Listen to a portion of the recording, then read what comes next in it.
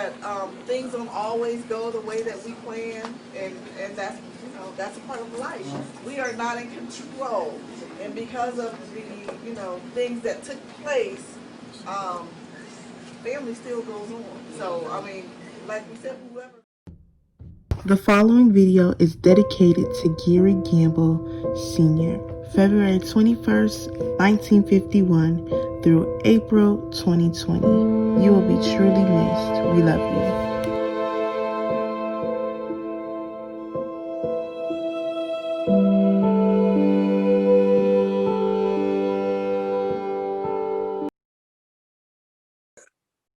I used to be able to call Gary and talk to Gary late at night, and I miss that so tremendously. You just don't know. But one of my fondest memories about Gary is every time we got ready to go to a family reunion and I was always home, I could always bank on Gary wanting to ride with me. I don't care what it was, who else it was. I'd always have to make room for Gary. Gary was always like that. I always remembered Gary that for family reunions, Gary didn't have to worry about staying there or making reservations to stay no place. Gary was a room hopper. And I always remember Gary coming up. When Gary was coming up, one of the fondest memories I had with Gary was the fact that you didn't have to worry about Gary not liking anything to eat, because Gary was one of the baby, and he was one that he'd eat anything and everything that was put on that plate. Gary was going to eat it, and then some more. Gary, as he grew up in life and stuff, Gary became a main factor in his family that I could look and see. He was raising the kids, the little kids, the babies, his grandkids. His grandkids could always come to his house. His house was the main house. That's one of the things that I remember about Gary. It was just like our house was the main house on First Street. It looks like Gary and Willa developed their house into a main house for everyone in their family. And I just miss Gary. I truly do. I miss all my brothers. I miss all my brothers. This is gonna be hard, but I'm gonna get through it, because the Lord's gonna give me strength to get through this.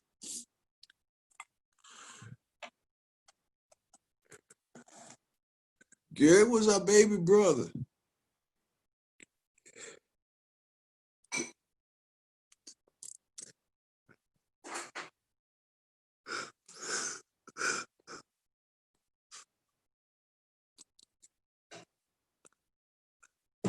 I'm sorry.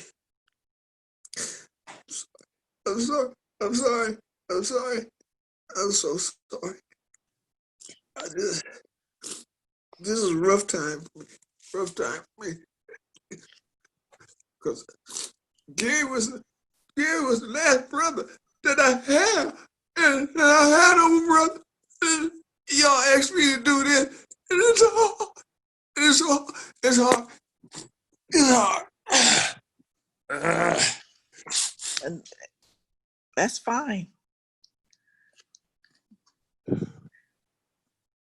It's fine. It's closure for all of us. Healing for all of us. It's needed. It's needed. And all I know is that I couldn't get back home to be there. But I know he knows how I felt about him, because Gary and I talked a lot, like I say, late at night. The fondest memory about Gary is that doggone telephone of his. Gary's telephone was actually an antique. And I thank you, Willa for giving me Gary's telephone, because I always joked to Gary about his phone. So I guess that was one of the things that me and Gary had going on between each other, was his telephone.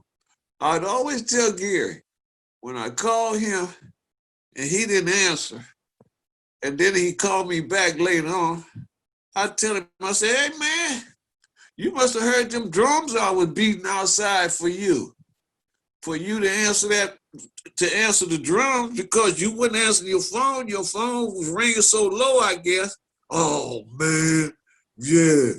So that's what some of the fondest memories I have about my baby brother is that phone of his. And like I say, that's the only thing I asked for. And I thank you, Willa, for giving me that phone to Gary. I love you for that, Willa. And I love you. I live you. And I miss you, Gary. I miss all my brothers. I miss all my brothers. I do truly miss all of my brothers. All right. I can't take up the whole time, but God knows I miss my brothers. Mm. Mm. So we want to say thank you to Snooky for being transparent concerning Gary and his brothers. So we appreciate that. Bonita, you would be next. And so we're going to have you just go ahead and tell us. What I remember about Gary was that I was like, there was a big difference between me and my sister's ages, so I always had to have my brothers to play with. But mommy always went to work down at the Vehepa Hotel, and before she went, she always danced with us. Soon as she shut the door, Gary became boss. I'm the boss now. I'm the boss. I'm the boss. I'm the boss. You take the channel changer and start flipping the channels. We was watching American Bandstand. And all I could remember is that, you're not the boss of me. You're not the boss of me. Yes, I am. I'm the boss. We always went round and round and round. And then Josh, Uncle Josh, who used to always come when mommy would go to work and check to see we couldn't have one spot not clean. Uncle Josh would come in the house, line us up, call us by name. Everybody had to come check the house to make sure that the house was clean. But this one day, Gary told us, he's like, I'm not coming downstairs to get no whooping. He said, you can count me out. So everybody lined up and to see what Uncle Josh was gonna do. So he said, where's Bostonia? So we was like looking at each other, and they said, where is Bostonia? And so we ended up where we knew he wasn't coming. We said, we think he upstairs. He went to the steps, he called Gary. Gary didn't answer. Gary had snuck out the window and started running down the street. So what happened next was that Gary never came. So Gary was running and laughing. So when he saw him, he was somewhere hiding where he could see Unc leave. When Unc left, he came home and just laughed and laughed and laughed and laughed and laughed. So Josh waited for a few weeks. He called mommy that was down at the restaurant. He said, y'all get Gary down here to the restaurant and say you need him. So Gary went in the back of the restaurant, Vehepa Hotel, where the meat was. Mommy said, go back there, give me some meat. And Gary said, oh, okay. Because Gary used to think that was funny because he didn't have to line up. And who was back in the meat department but Uncle John? Me and Gary used to laugh about that all the time. He was something. And you know, the one thing about Gary is that he went too far from his brothers. Him and Larry one time was supposed to be out getting, grandma used to come and she used to make these big old cherry pies, with their blackberry pies. And so she sent them all out to get them and told them they had to be back before the sun came down. They didn't come. When they came back, what tied them up? and sat beside him and told him, "You better not move." We always laugh about that. And before I go, at Gary, when Larry, me and Larry had a joke. Gary always used to play the number. He said, "Only hit in the box." When Larry was gone, I told Gary, I said, "You know, Larry used to call me and say, 'I only hit in the box, Bonnie. That's all hit in the box.'" He was so funny. He thought that was just hilarious. But you know what? When I needed a ride to come back here, Gary came over Tanya's and we went to the bus station. We went back to his house first and we talked to everybody. Then right before my last trip down here, he came and he took me to the bus station. And nobody thought he would show up because he was just like that and just would laugh all the time. Gary was ornery, always doing what he should do. He just loved to eat. He eat anything, mayonnaise sandwich, whatever it is, like he said. But the thing about Gary is that he always act like he didn't have money, but had a pocket full of money. I would say, "You can fool him. Bro, just hand me some money. I know you got some money because I know you." He just laughed. He never said a mumbling word. But I do miss him. He made sure I got to the bus station. He made sure I saw his family before we went. We all sat and talked. But I miss him. I do. I miss all my brothers.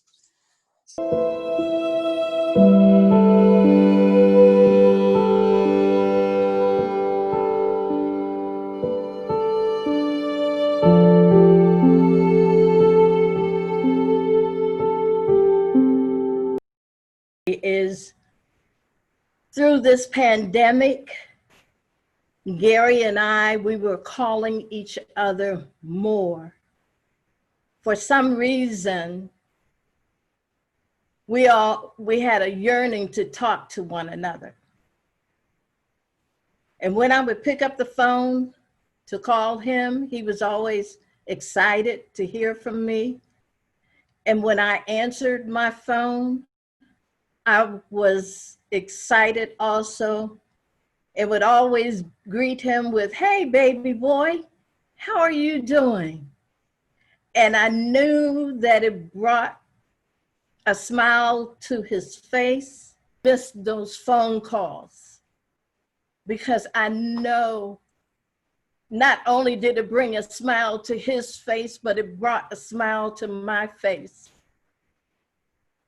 And one of the last conversations that we had was talking about beans. Gary loved eating beans, black-eyed peas, kidney beans, northern beans, whatever was a bean, Gary loved it. And to tell you how much he loved it, when he was younger, Gary would make bean sandwiches. We would be starving because we didn't want anything to do with beans. Mommy had beaned us to death until I said, when I get grown, I will never eat a bean as long as I live. But that ended up being a lie because as I got older, I started cooking beans, put it in the crock pot. And every time I put the beans in the crock pot, I thought about Gary and I would pick up the phone and call Gary. "Gary, I'm cooking some beans." "Oh man, why you wanna do that? I'm gonna have to have Willa fix me some beans." And we would crack up laughing. Boy, we would crack up laughing. So that, along with many others, is the fondest memories that I have of my baby brother. And I miss him, I miss him, I miss him dearly. We didn't get a chance to say goodbye like we ordinarily would send our brothers off. And that deeply hurt me. But God gave me consolation in knowing that he had a chance to talk to each and every one of us to tell us that he loved us. And that's what I keep close to my heart. At least I know he loved me.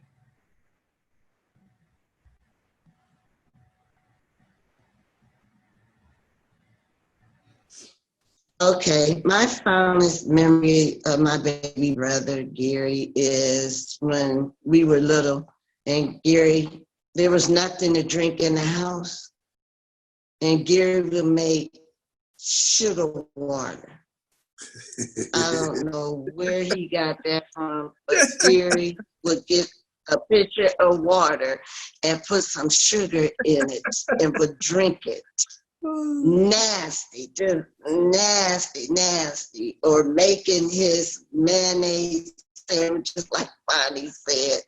Who does that? But I'm finding out that my grandson done picked up some of Gary's bad traits. But the last time I seen my baby brother, he had came over to the house to visit me. And well, to my apartment. And every time he come, he always wanted the steak and pepper. And so I fixed him some pepper and steak, and he loved that. And he told me the last time, now, if I had some of your pork and beans to go with it, it would be really good. I miss him. My weekly calls, Dina, what you doing? You know, or how you feeling? You know, I miss those calls from him. I really do. But those are my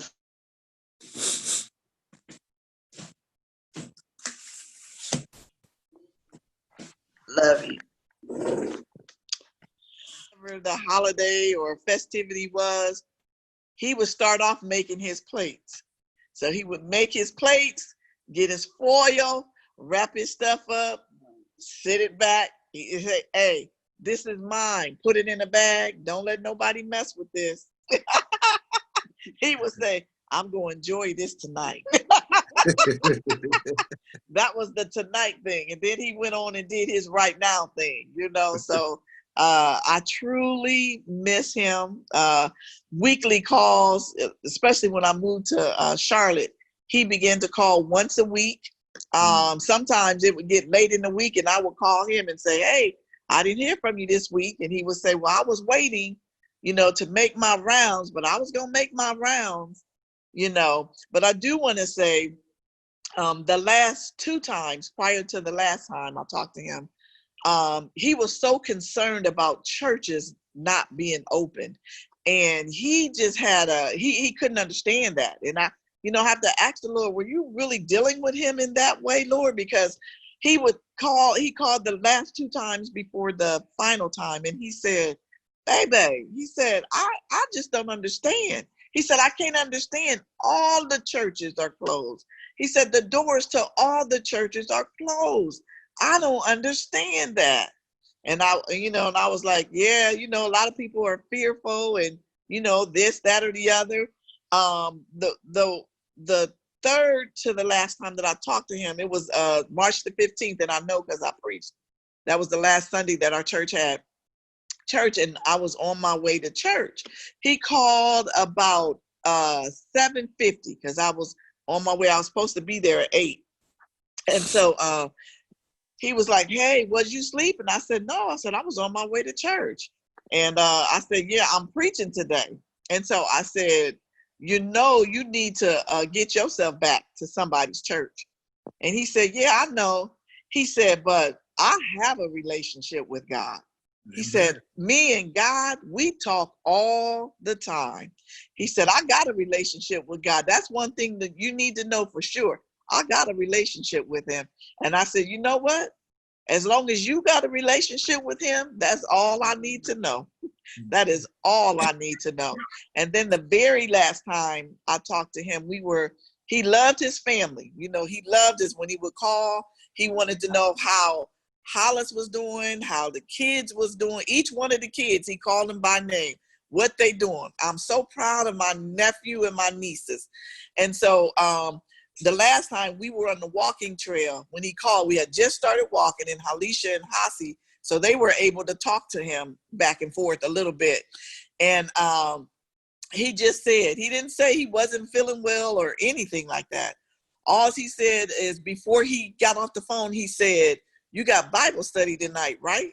And I said, "Yeah." He said, "I'm going to be watching you." But now I go back and I take that a whole different way, you know, because I remember saying, "You got Facebook now?" He said, "No." He said, "Willa got it." He said, "Willa got it." He said, "But I'm going to be watching you," you know. So now I that's a whole nother, it has given me motivation to keep doing what I'm doing. So to his children, grandchildren, and even his nieces and nephews, to my siblings and his siblings, I say, hold your head up. You know, hold your head up. Yes, we were not able to get the closure to go to his funeral because of the way things were and are. But Gary knew without a shadow of a doubt that he was loved by his siblings and he was loved by his family, you know. So and he and the rest of you guys, to get that family element that is missing now, to pick up on that. Y'all can say, "I miss this uncle, I miss that uncle," but what is more important is that you get what those uncles stood for, and that was family and unity and no mess. You know, anytime something would break out, Gary would just be like, "Wow," laughing about it, like, "Wow, my nieces, my nieces." But you know what? He was going to treat each and every one of y'all the same, you know, no matter what happened. He wasn't going to play this, "Oh, I'm going to talk to this set and I'm not going to talk to that set." He wasn't like that. He talked to everybody, all inclusive. Larry, all inclusive. Louis, all inclusive. JR, all inclusive. Snooky, all inclusive. Tanya, all inclusive. Tammy, all inclusive. Bonnie, Louis. All inclusive. Linda, And all inclusive. Doesn't Louis. matter what's going on. We are family. Not just the ones who are doing good. The ones who are at the bottom of the barrel are the ones who need us the most. The word says that only the sick need a doctor. And if you can't go to your family when you're sick, something is wrong. Something is wrong. All of us need to do a self-evaluation and a self-check. When we talk about this Gamble family, Gamble unity, Gamble reunion, anything, the legacy of Ethel May Gamble, all inclusive. So it's not about this set. Yeah, I love you. This my cousin over here. No, you're all related. We all got the same blood running through us. All of us. That's what family is. and on Christmas, Mommy made it all inclusive. The mothers of the nieces and nephews and the fathers. She said that's her blood running through their veins. So no matter what anybody said, it is all inclusive. She loved you all. She loved you all like we love you all. We're family. To the point where all of y'all say, and I've heard several of y'all say, I know I was her favorite. It was just on the down low. You know, but that's the kind of love that flows through this family.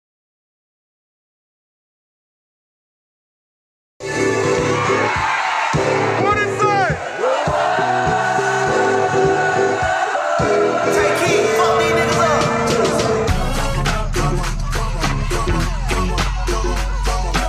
Oh wait, I don't got it on camera. Hold up, y'all. Wait a minute. I need help.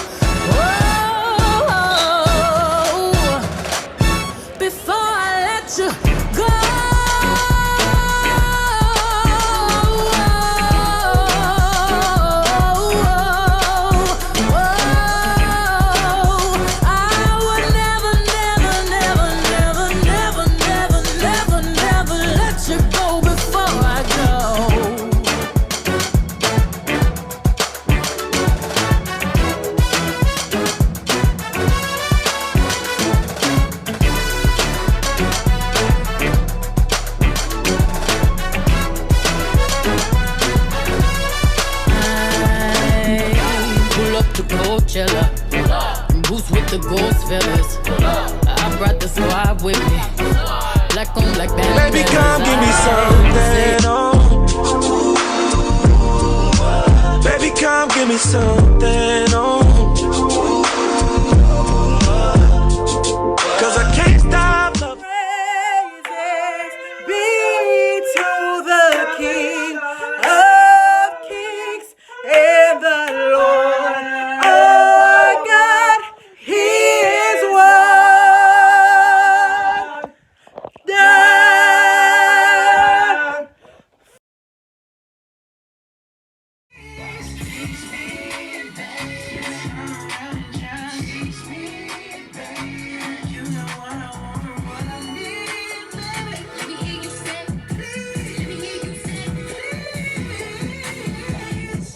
Lollipopping, twerking in some J's on the dance floor.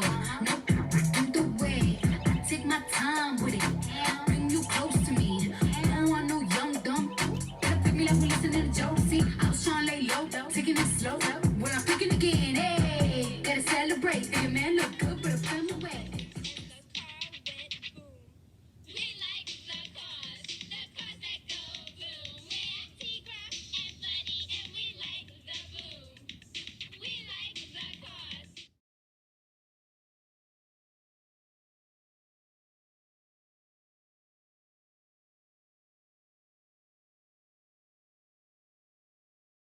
Hello, my beautiful family. Hi, this is Lydia. It just dawned on me that I needed to share my viewpoint on my experience on First Street. It was one of the most richest, one of the most special, most cherished moments of my life. I was with our grandmother on First Street. She was an angel. Angels deliver wisdom. She spoke into us. She showed us what strength was. She taught us about zero tolerance. She taught us about self-respect. Boy, did FO teach me about self-respect. I remember this one time I went to visit my mom, and my grandmother had gave me some words of wisdom to relate to my mom. And I did. Boy, I found myself in the tub. My mom looked at it as disrespectful.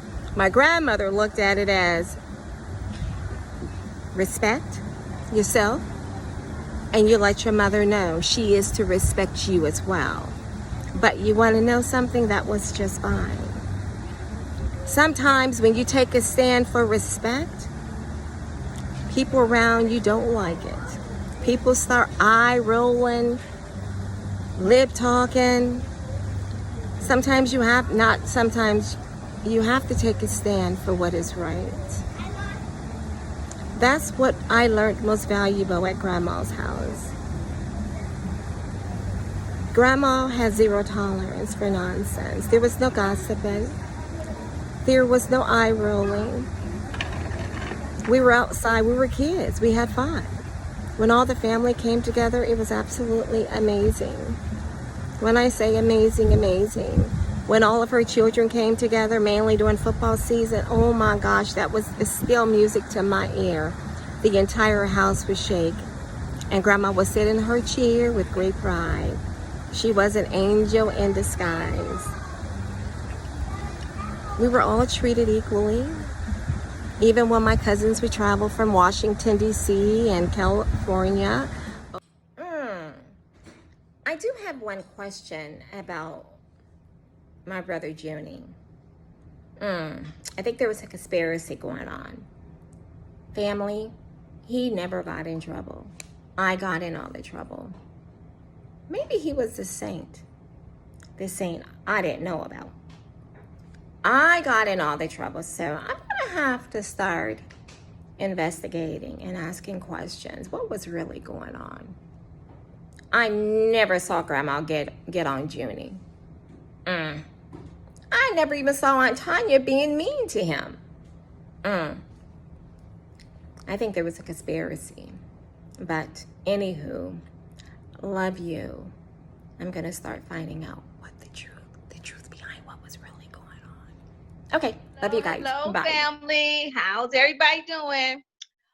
Well, we decided to do this family video in memory of 417 First Street. And I thought that it would be a great idea for all of us that was raised and was actually in that house on 417 First Street to share a little bit of our memories that we have. And I just want to give honor and thanks to God for us being able to come together and make this happen for the second time.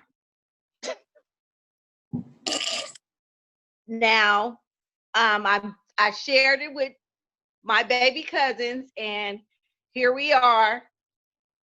And we're going to all share a piece of our memories that we have or that we had on 417 First Street. Now, my memories that I had on 417 First Street was basically when we used to take that drive from California to Ohio for 3 days and 2 nights, and how we were always, it was like a Christmas for us, you know, pulling up on First Street and everybody outside playing and happy to see us, you know, my dad and my grandma, my cousins, my aunties and uncles, you know. Actually, it was like a little family reunion, you know. It was like a little family reunion. All of the cousins, everybody was outside, you know, we was just having a good time. Grandma had the fried chicken ready, you know, and she's saying Louie here, Tanya and Tammy, I can hear them saying, Louie here, they here, you know. So we looked forward to taking that trip every summer after the 4th of July. So basically my memories were with Tanya and Tammy. I always hung out with them as a kid because I was like a preteen. And they let me hang out with them. And you know what? I remember they actually took me to my first concert, and it was Earth, Wind, and Fire. I never forget that. Yeah, I went to my first concert with Tanya and Tammy, and it was Earth, Wind, and Fire. So I just thought that was just really big because I had never been to a concert. And I know I used to always help them out with the baby cousins. That's how I learned how to comb hair and do little stuff like that, French braid, because of my Aunt Tammy. You know, she always showed me how to do things. I looked up to her. You know, I really admired her. She was someone that I looked up to. So, and it was all about love with all the cousins. Everything was, we would just loved on each other. You know, Tanya was the mean one, but we still loved on her. You know, and Aunt Bonnie, she was in and out off to college, and you know, and doing her thing, but you know, it was all love with the nieces and nephews and everything. And like I said, God is love, love is God, and that's what it was all about back then. So I'm gonna be quiet and I'm gonna pass it on. Oh, it's on me. Hi, family. So one of my favorite memories of First Street is piggybacking off of Pookie. I remember being young and going to grandma's house when we were younger in the summer. We were raised, a lot of us on this video were raised pretty much like siblings in the summertime because we basically did everything together. And my best memory is when I was a little girl, when I was little, grandma used to keep the bread on the top of the refrigerator, and I was too short to reach the bread. And everybody in the family knows how much I loved bread when I was younger. So every time Uncle Larry would walk past the refrigerator, I would always catch him, and I would always say, Uncle Larry, I want some bread. And I would point to the bread on the top of the refrigerator. So that's one of the memories that I hold dear to me because it is one of me and my Uncle Larry, aka Slim. So I'll pass the next memory on to Deirdre. So I have a lot of memories, but the main one that stands out in my head is I never liked outside. I don't like it. I didn't like it as a child, and I don't like it now. And grandma used to call me Miss Prissy, and I earned that name rightfully so because grandma would send everybody outside during her story time. Like she watched Young and the Restless. We were Young and the Restless. All My my children. We just, the General Hospital, One Life to Live, all of those things. And I just didn't want to go outside. So I would be like, Grandma, can I stay in the house with you? And of course, she would say, yes, Miss Prissy, but you have to be quiet. No talking, because Grandma was serious about her story time. And to this day, I still watch, well, all of the ones that are still on air because of that time I spent with my grandmother. And again, I will say, I still don't like outside. And with that, I'm going to pass it to the next cousin. Go. Hi. Hi. Well, being that said, not her cousin, but I'm her sister. But I'm sorry. Anywho, my memory of 417 First Street would be, which I'm sure, as I said before, everybody probably already knows what I'm getting ready to say, and I probably don't even need to say it because you guys are probably saying it for me. But it would have been when I thought that I was being the jokester of the family, and I decided that I wanted to hide from Grandma and everybody else. So I decided to go upstairs and lay under the bed still for a very long time. Someone comes upstairs looking for me, and then I just laid there. And so as they decided to come closer to the bed and they got to the right side of the bed, I hurried up and rolled to the left side all the way out from underneath the bed. And then when they came to the left side, I hurried up and rolled over to the right side of the bed all the way from underneath the bed so they couldn't find me. So then I decided to just lay still as I heard them going back down the steps. And I laid there for a period of time because I didn't know if somebody else was going to start coming back up looking for me. But nobody ever did. So when I heard them talking about calling the police and getting Aunt Bonnie home from work, Uncle James came, and Tammy, they went and got her from band practice. Miss Hannon, Mr. Hannon, all the people, neighbors on First Street began looking for me. I then decided, after all of that, I was going to pop up in the window with my beautiful smile, just smiling and laughing. That at one point, 2 seconds, probably less than that, became a frown because I was like, they were like, there she is, Ethel. Then my aunt was like, there she is, Mommy. And then next thing I know, I heard one of them say, beat her, Ethel, beat her. So I decided to come downstairs. That probably would have been Aunt Tanya, as a matter of fact. So I'm coming down the steps, and Grandma so graciously met me at the bottom, not with a switch, but it would have been a tree branch, and began to beat me. So I had to have other memories of 417 First Street that I probably would just take to my grave if you don't know them. So I'm just going to go ahead and get off of here and pass this on to Latrice. And thanks again for sharing my memory of 417 First Street. All right. One of my main memories of 417 is us coming for the summertime from DC to see our cousins, aunt, grandmother, and thanks to Grandma, she might can take some credit now. She would always get us to sing. The cousins, along with two of my sisters, we would always sing "Stop in the Name of Love."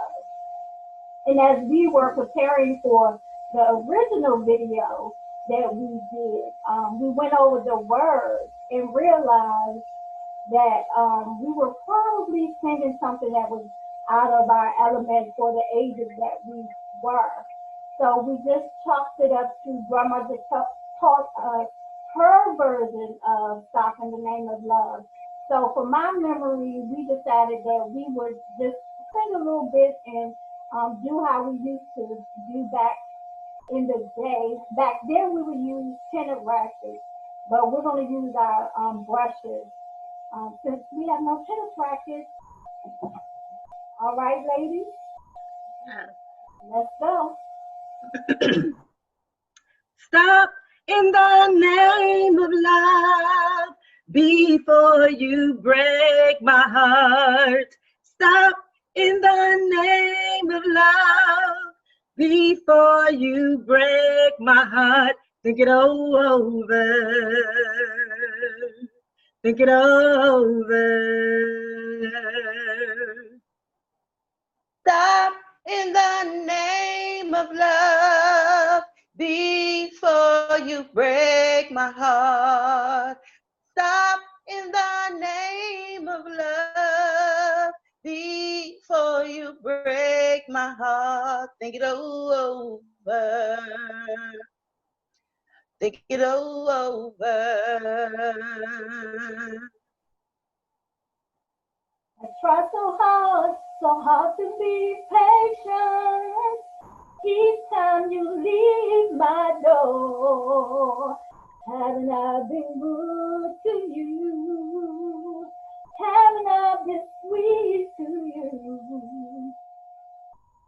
Stop in the name of love before you break my heart.